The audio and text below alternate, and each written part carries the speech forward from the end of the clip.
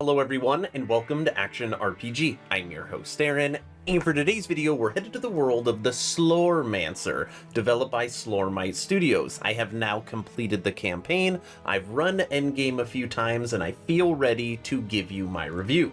As always, I will share my thoughts. Please feel free to share yours in the comment section below, and don't forget to subscribe to support smaller channels. Alright, let's jump right into this. Starting off on the official Steam page for the Slormancer, because we have to see what the community, what the gamers are saying about this game first. Now, the game actually released April 6th, so it's been out about 8 days, and so far we have 1,374 submitted reviews.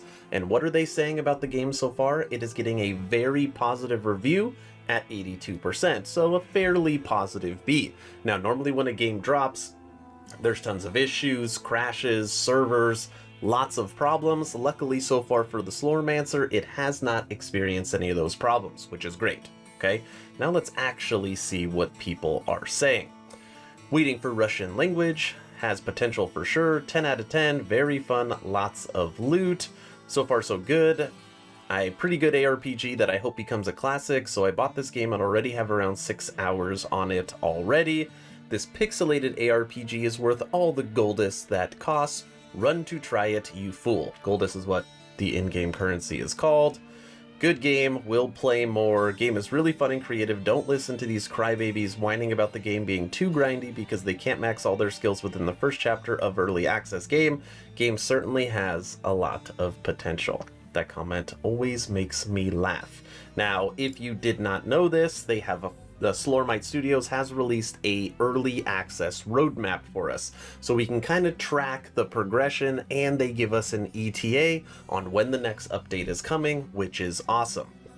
Now, this is a 2-year roadmap, which means they've come out and said that the finished product for this early access we likely will not get until 2023, okay? So you are going in knowing that this game will continuously get updates, and they are shooting for the prison update in July 2021, which means it's going to be anywhere from 3 to 5 months per update we are going to get. So they're going to be very large updates, so it should kind of feel like you're getting a whole new game every single time they drop one. The prison update, work in progress, features new breach events, new endgame content, the Tower of Despair, new act available, new story missions, 5 new enemies, new boss, new ancestral tree tier, and increased level cap. Okay? Last thing we're going to look at before I log into the game, just be patient, we're almost there, is the Slormancer Steam charts. So how many people are actually playing this game? I know it's a single player game, but it always intrigues me to see how the game is doing. Now obviously it's a new game, so obviously it draws a lot of excitement. All we're going to look at is the last 24 hours. And for the last 24 hours, it has 2,288 people that have logged in. Concurrent players. Peak 2,288. Now, how does that compare to some other ARPGs out there? Well, my current favorite ARPG, Last Epoch, has had 2,149. Another ARPG I cover, Wolcen Lords of Mayhem, has had 981, and the Slormancer's biggest competition, Chronicon, has 303. So far, yes, it is a new game, which means there's a lot of buzz, which means there's a lot of people playing it, so we'll see if this number sits.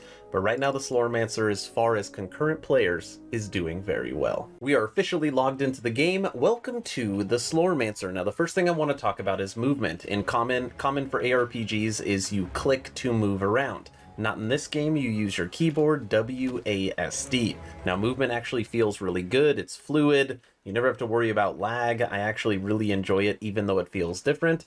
And your left and right click is your primary and secondary attack, and then your ancestral abilities are 1, 2, 3, 4, even though you can set them as whatever you want. And then your spacebar is your support skill. For me, I do this little flip kick thing, which is actually very useful for me when I need to get out of harm's way. So movement in the game, big thumbs up. Now, before we get into combat, I am going to cruise around the town and show you all the people that help you on your journey, starting with Gemma.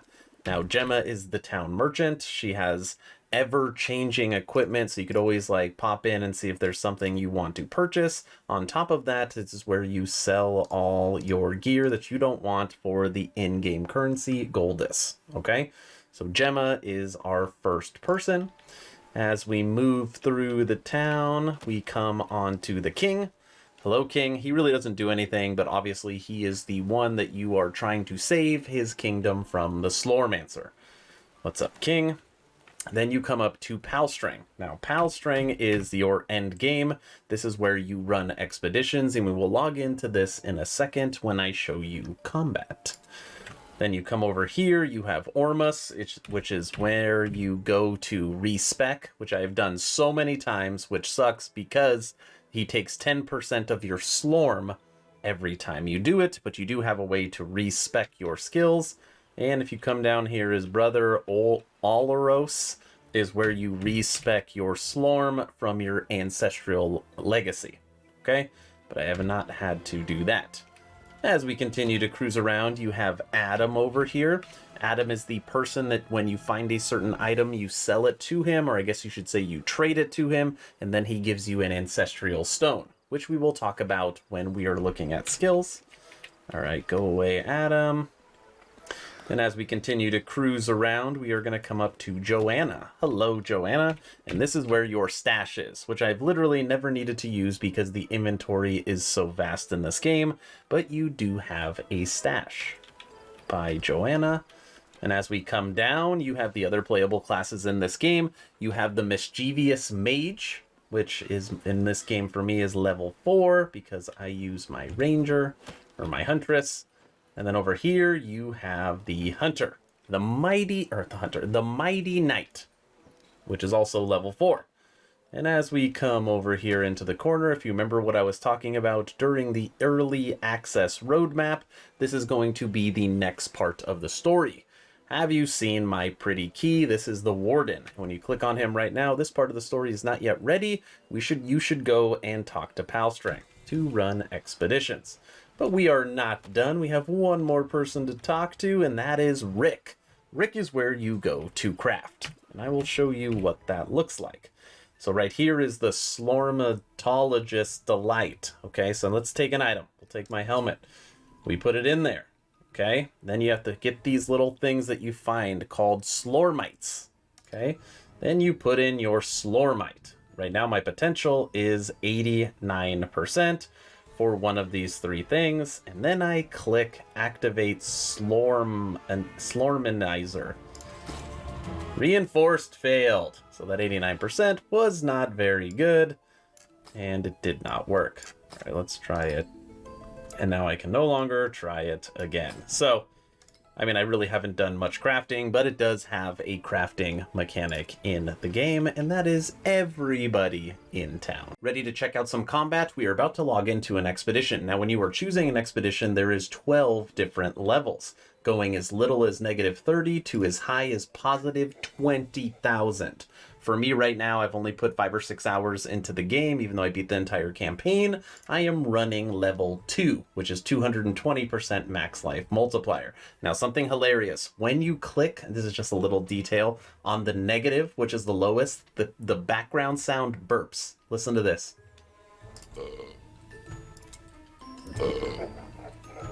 Almost like a slap in the face. Like, I cannot believe you are going to run negative. Anyways, small little detail. I just thought I would point that out. And let's start. So the goal of these expeditions and its endless floors is getting rid of breaches. These little circle things right here are breaches. And when you go over them, guys pop out. Once you kill the guys that are in the breach, then you close it. Pretty simple mechanic. Let me focus on not dying. And we have officially closed that breach. It is gone. And you see them top right on the map, all the little teal non-circles. So we'll do that one, and that one. All right, so once we kill all these guys, we have closed these 3 breaches. Take that. Ooh, level 21. My character just bounces around most of the time. Let's look. Boom. All 3 breaches closed. We got another one right here. My character's pretty simple. Hit them with an arrow, which tracks them, which means they take more damage from traps. And my secondary shot leaves a trap.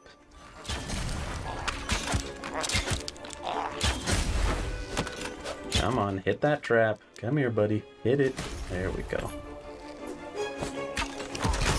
Get out of here. Look at these enemies right here. You're telling me those don't look like Ewoks? Look at them. Come on, someone's got to see it. Oh, well, they're dead. There he is.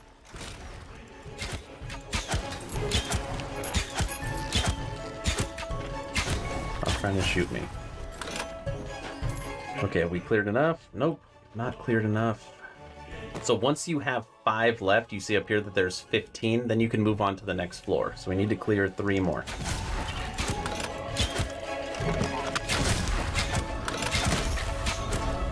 Alright, 2 more. Ooh, we got a boss in this one.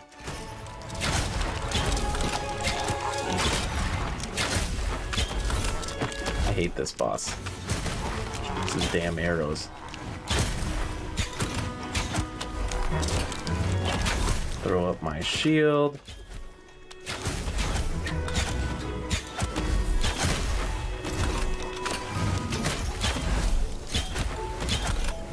Come on, buddy. Stop shooting me. And then each floor you get your life back. So, done and done. One more. Ooh, I just found some Slormite. Last one.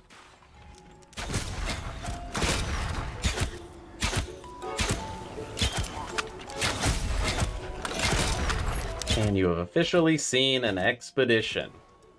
Okay. So now that I have completed 10, I hit F.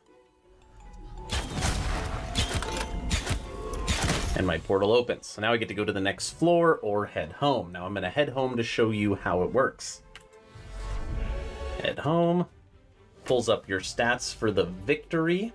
Tells you how many floors you cleared. And then on here it tells you what you got. Experience, Slorm, Goldest, Influence.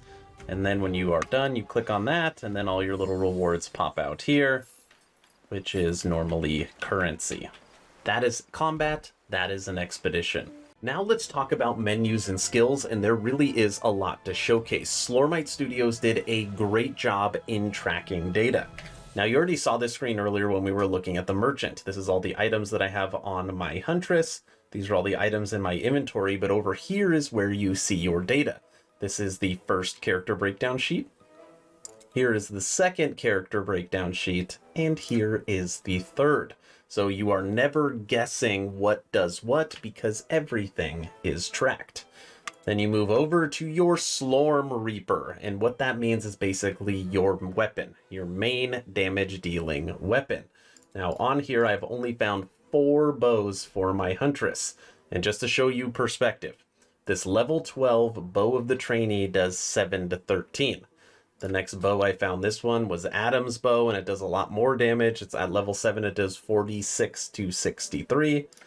Then I found what was interesting, this gold-plated bow, and the damage on it sucks, but it gives me gold armor. So this one actually grants an ancestral skill.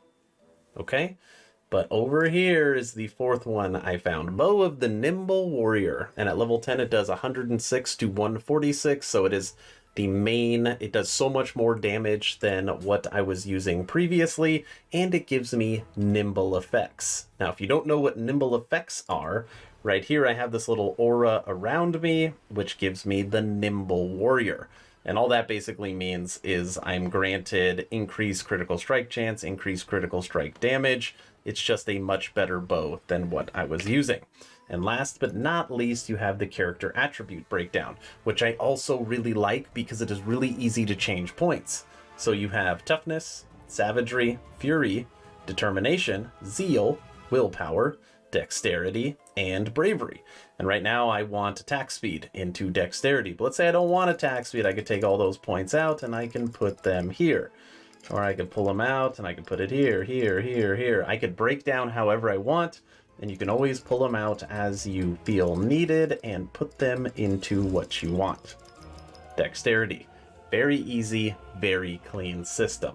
Moving over to character skills. Now I showed you that there is a mage, a knight, and the huntress in this game. And each one of those classes has 3 different specializations. For example, my huntress, I use the sharpshooter, but you could also take the version that focuses on traps, or have the version that focuses on rogue, stealth, the mistwalker, and they are all very, very different. Now for me, I focused on the sharpshooter because I like shooting things. Now on here, these are the different skills that I have unlocked. And right now you can only have 1 in your primary and 1 in your secondary, which is your left and right click. Now what I told you earlier is that the reason why I picked these 2 skills is, one, they are both arrow skills, and this one is a heavy explosion arrow, which every time you shoot it, it leaves a trap. Okay? And then my regular arrow, right here, you will see whenever you hit an enemy with an arrow shot, he becomes tracked. Traps deal 70% increased damage to tracked enemies, which means they work perfectly together. And look at that, the next level for this, I need 6100 Slormite Slorm, and I have 9100. So bam, I just upgraded it to 8, and it can go as high as 10. And all of these other skills have other nodes as well, that when you use the skill, it unlocks them. So you see here that right now, for example, my heavy explosion projectile is level 6, and this is how much experience I need to upgrade it to level 7. And when I upgrade it to level 7, it will unlock upgrade powerful forearm. Okay, so the more you use the skill, the more you level it up, which then unlocks nodes, which then you can invest in it based upon the slorm you get from killing enemies. Okay, fairly good system. They are going to need more skills, but there is a lot of nodes to change the skill if you want. Okay, or I mean, you could take different specializations as well, and you can just become a mistwalker if you wanted to. You can switch it as you see fit. All right, so those are skills. And then last but not least, we have Ancestral Legacy. Now on here, I always laugh that this kind of reminds me of Path of Exile. It's big old tree, or passive tree, but in here I've only gotten 2 of these little ancestral stones, which you get from Adam. And when you get the stone, you can put it in. So I put it in, and when you put the little stone in, it unlocks this skill. So Seasoned Hunter, which then unlocks this, and then you can actually level up Seasoned Hunter. And then I took another ancestral stone and put it here. And then I maxed out, which is only 1 point, Shield Globe. And that's what I was using when I was fighting the boss in the expedition. It's this little globe that pops up and gives me a shield. And you can see is that as you unlock these stones, you can just keep moving around the tree, and all of these different nodes do different things, and a lot of them are passives or actually active skills. So when you look at this, I mean, it is pretty vast how many different nodes and skills they have already added into this game. I mean, it is huge, and it's weird that you can't zoom out for whatever reason. What does that do? Anyways, that is the Ancestral Legacy. Now last, I just said that was last, but one more thing. So on here, when I talk about it tracking your data, it really does track all of your data. So right now, as I'm recording this, my playtime is 6 hours and 54 minutes. It shows how many enemies I have slain, how many breaches I have closed, how many expeditions I have run, how much Slorm I have reaped, Goldus earned, everything. It even breaks down the different characters over here on the right-hand side, showing you how much playtime you have and how many enemies you have killed. So with my Huntress, I have killed 4,884 enemies, which is pretty good, seeing that it's only at 6 hours, and some of those hours are the kids sitting on my lap clicking different things. But again, Slormite Studios did a great job at tracking data in this game. Right, everyone, final thoughts. Do I recommend the Slormancer for the current $15 it is selling for on Steam? And the answer to that question is absolutely. Now you have to remember, this is an early access phase 1 pixelated ARPG by a 2-developer team. So if you are planning to purchase a game that you will play every single day and it will take over as your main game, this likely isn't the game for you.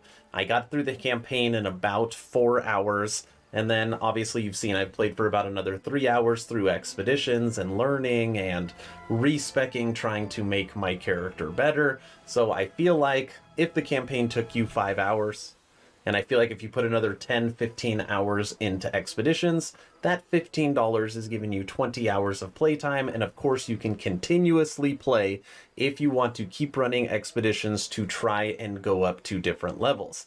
But obviously right now, again, phase 1 of early access, you should know kind of what you are paying for. This game is going to feel like a completely different game every single time they drop one of those 5 updates, which means for 15 bucks, really you're going to be getting those 5 different experiences. And no, you will not be able to play this every day because you will likely get bored, but at least the initial experience is really good.